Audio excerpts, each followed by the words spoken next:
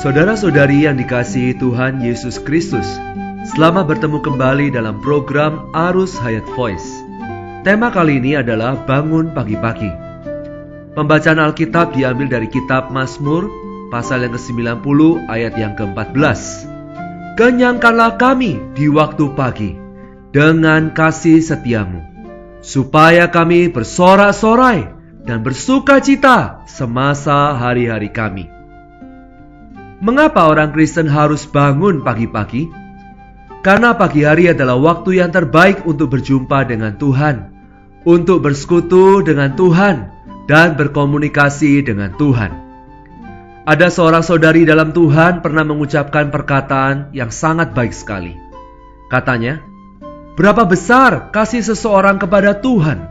Pertama-tama dapat dilihat dari pilihannya di pagi hari, antara tempat tidur atau Tuhan. Anda lebih mengasihi tempat tidur atau lebih banyak mengasihi Tuhan? Orang yang mengasihi tempat tidur akan tidur lebih lama lagi. Tetapi orang yang mengasihi Tuhan, dia akan bangun lebih pagi untuk bersekutu dengan Tuhan. Jika Anda mengasihi Tuhan, Anda harus bangun lebih pagi lagi. Sesungguhnya, semua saudara-saudari harus bangun pagi, kecuali Anda dalam keadaan sakit. Keluaran pasal 16 ayat 14-21 memperlihatkan kepada kita bahwa bangsa Israel selama perjalanan 40 tahun di padang gurun, mereka harus mengambil mana sebelum matahari terbit.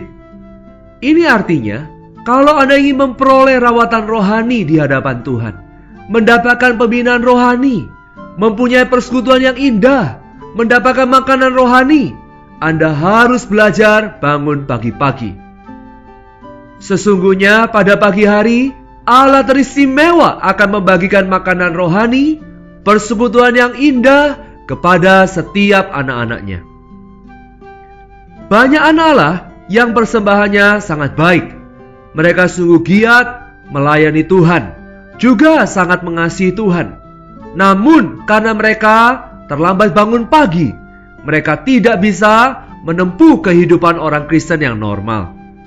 Jangan mengira hal ini merupakan perkara yang sepele yang tidak berhubungan dengan keadaan rohani kita. Sesungguhnya sangat erat sekali kaitannya. Kita tidak pernah menemukan orang yang pandai berdoa, bangunnya terlambat. Kita juga tidak pernah mengenal orang yang mempunyai persekutuan yang intim dengan Tuhan, bangunnya terlambat. Semua orang yang mengenal Allah selalu bangun pagi dan datang ke hadirat Tuhan untuk bersekutu. Kalau kita mau belajar melayani Tuhan, kalau kita mau belajar menjadi orang Kristen yang normal, tiap hari kita harus belajar bangun lebih pagi. Saudara-saudari yang terkasih, siapa yang bangunnya pagi-pagi, dia akan mendapatkan banyak faedah rohani. Berdoa, membaca Alkitab, dan bersekutu dengan Tuhan pada waktu yang lain tidak dapat menandingi berdoa, membaca Alkitab, dan persekutuan dengan Tuhan di waktu pagi hari. Pagi hari adalah waktu yang terbaik. Karena itu, kita tidak seharusnya menggunakan waktu yang terbaik dalam satu hari itu untuk perkara-perkara yang lain.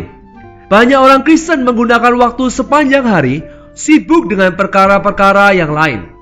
Sampai malam hari sewaktu ia paling letih dan penat, hampir naik tempat tidur, baru berlutut berdoa dan membaca Alkitab.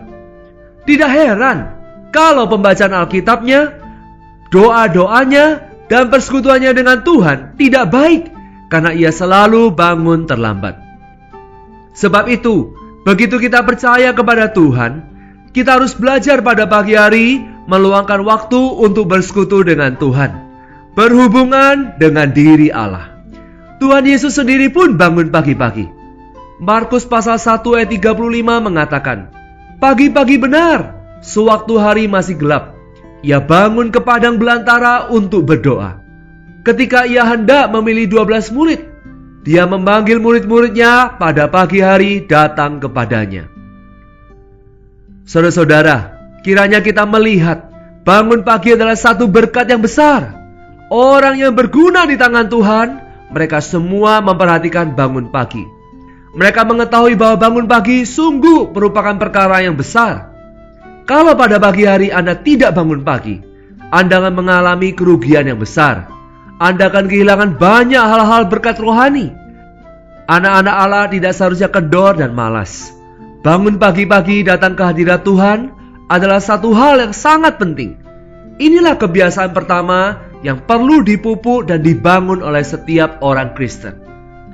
Lalu bagaimana kita bisa bangun pagi? Ada beberapa hal yang harus kita perhatikan. Semua orang yang bangun pagi-pagi harus mempunyai satu kebiasaan. Pada malam hari harus tidur lebih awal lagi.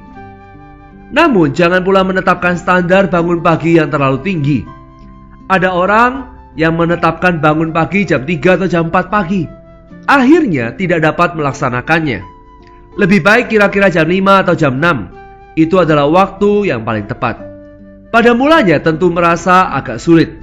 Sebelum bangun pagi menjadi kebiasaan kita memerlukan Allah terus memberikan anugerah kepada kita. Saudara-saudari, boleh dikatakan bangun pagi-pagi merupakan kebiasaan pertama dari orang-orang yang telah percaya kepada Tuhan Yesus. Sangat disayangkan ada orang yang sudah menjadi orang Kristen selama bertahun-tahun, namun tidak pernah menikmati anugerah bangun pagi-pagi. Jika banyak saudara-saudari dalam Tuhan mau bangun pagi-pagi untuk bersekutu dengan Tuhan, gereja pasti maju pesat dan mengalami kelimpahan rohani. Kita tidak boleh mengharapkan hanya sekelompok kecil orang yang di dalam gereja bersekutu dengan Tuhan. Kiranya semua anggota tubuh bisa bangkit bagi Tuhan. Segenap gereja dibangunkan menjadi kelimpahan rohani dan semua orang mendapatkan anugerah yang berlimpah darinya. Jika semua saudara-saudari rela menempuh jalan yang sempit ini, maka kerohanian kita akan memiliki hari depan yang sangat cerah. Mari kita sama-sama berdoa. Tuhan Yesus, ampunilah kekendoran dan kemalasanku. Seringkali aku memilih tempat tidurku daripada Engkau di pagi hari. Tuhan, ampunilah aku. Pulihkanlah aku ya Tuhan. Jadikan aku hamba yang setia datang kepadamu di waktu pagi. Tuhan, aku mohon kepada kasih karunia-Mu yang memampukan aku untuk bangun setiap pagi menghampiri Engkau, bersekutu denganmu, berdoa kepadamu, dan menikmati suplaian-Mu yang segar dan baru. Tuhan Yesus, aku damba, hayatku, kerohanianku boleh bertumbuh hingga mencapai kedewasaan yang penuh, dan aku dapat berguna di tangan-Mu. Di dalam nama Tuhan Yesus Kristus kami berdoa. Amin. Demikianlah firman Tuhan. Sampai bertemu di kesempatan berikutnya. Kasih karunia Tuhan Yesus Kristus menyertai kita semua. Amin. Demikianlah program Renungan Arus Hayat Voice Note pada hari ini.